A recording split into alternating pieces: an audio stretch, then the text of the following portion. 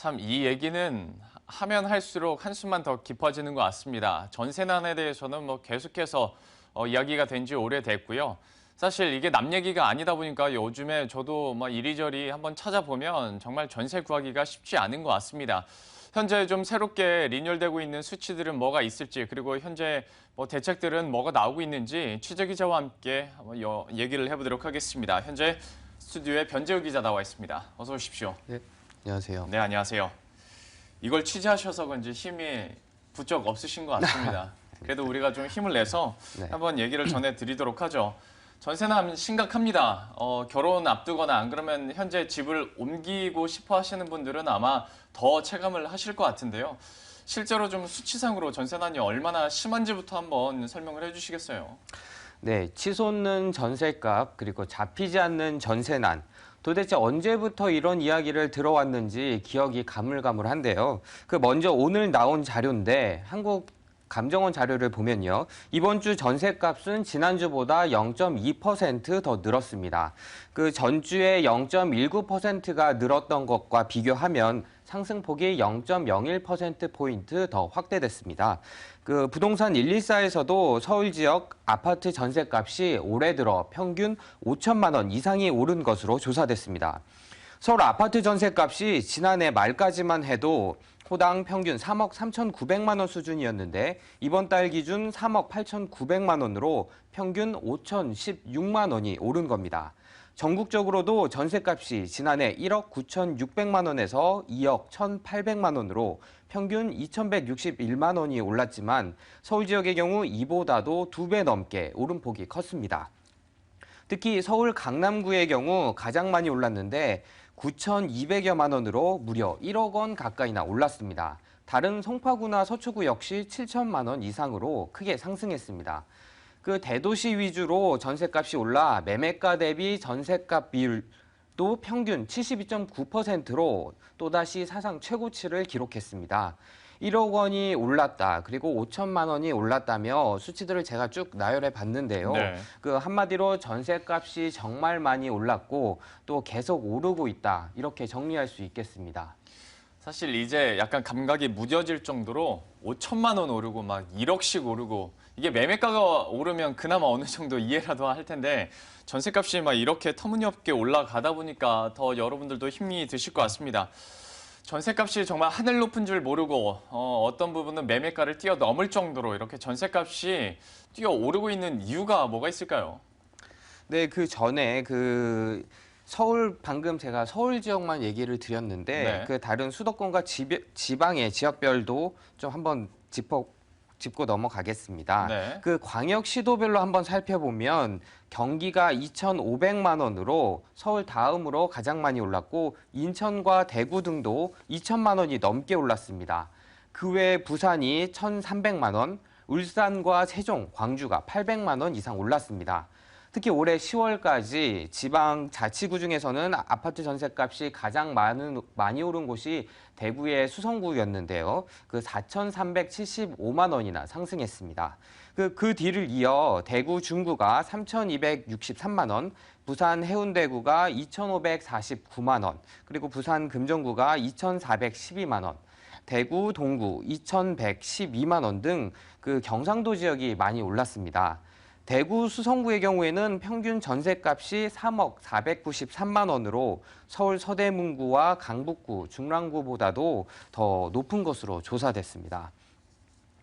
아까 이렇게 전셋값이 계속 오르는 이유가 전세 수요는 많은데 공급이 없기 때문인데요. 네. 쉽게 말해 전세를 원하는 사람은 엄청 많지만 전세로 나온 물건이 워낙 적다 보니까 이를 충족시켜주지 못하고 있는 겁니다.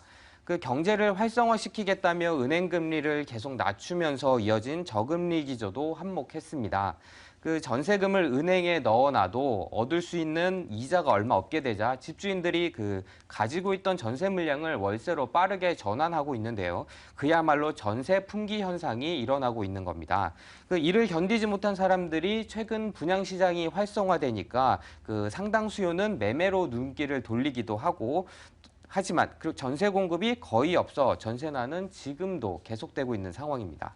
한번 취재를 해보면 실제로 많은 사람들이 그러면 이거 매매를 해야 되나 말아야 되나 이 돈으로 전세 들 바에야 사고 만다. 그런데 아직은 또 살 때가 아니다. 뭐 이런 걸로 줄다리기를 많이 하고 있는 것 같은데요.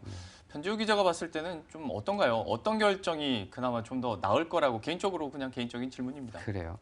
그 고민 일단은 뭐 비용이 예. 만만치 집 사는 것도 그렇고 네. 분양 물량은 많이 나오지만 또 막상 또 구매하기도 쉽지 않고 저로서도 네네. 많이 고민이 되는데 예. 시장에서 들어보면은 그 내년 정도에 그 입주가 시작될 때 예. 그때 좀 나오는 물량들을 사는 게 어떠냐고 늘 여기서 물량이라고 한다면 이제 매매 말씀하시는 건가요? 전세 매매를 말하는 건데요.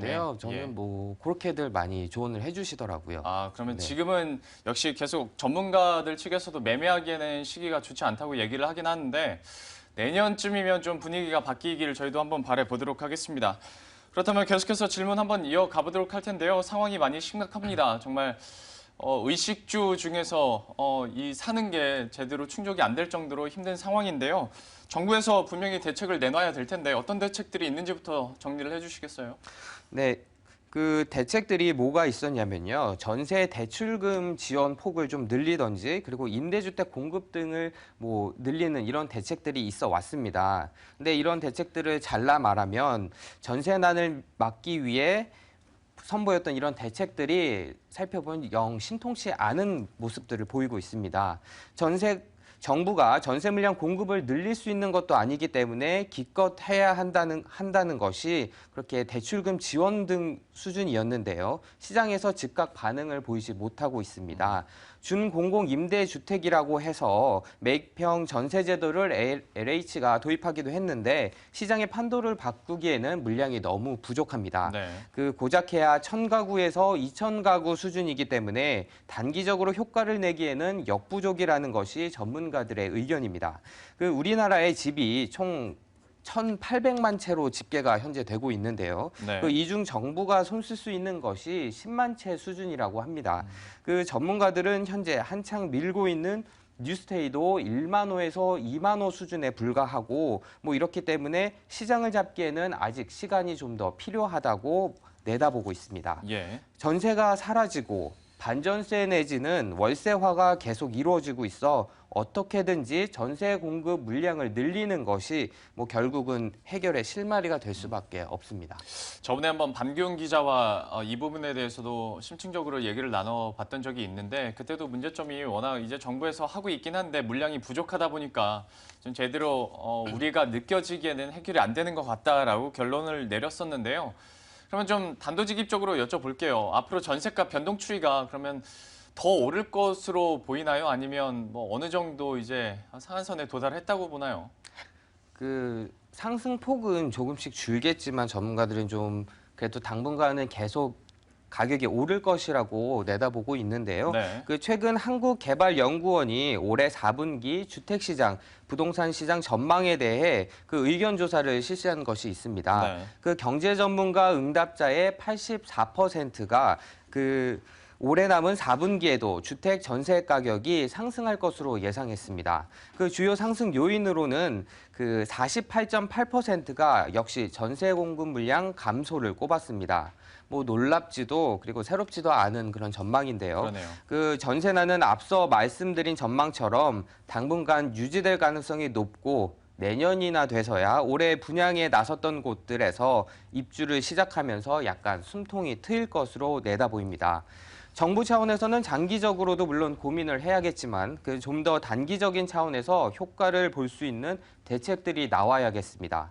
전문가의 의견 들어보겠습니다. 중장기적으로 보면은 정부가 하는 게 다 맞아요.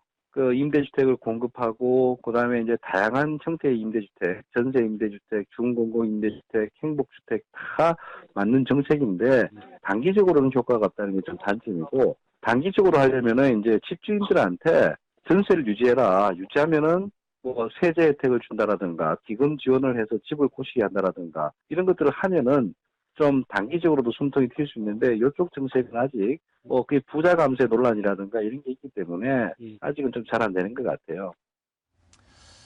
참 마지막 일말의 희망을 가지고 물어봤는데 역시 아직까지도 전셋값은 계속 상승할 것으로 예상이 되고 있고 단기적으로도 정부의 대책이 아직까지는 좀 그렇게 크게 효과적으로 우리들에게 다가오진 않고 있는 것 같습니다.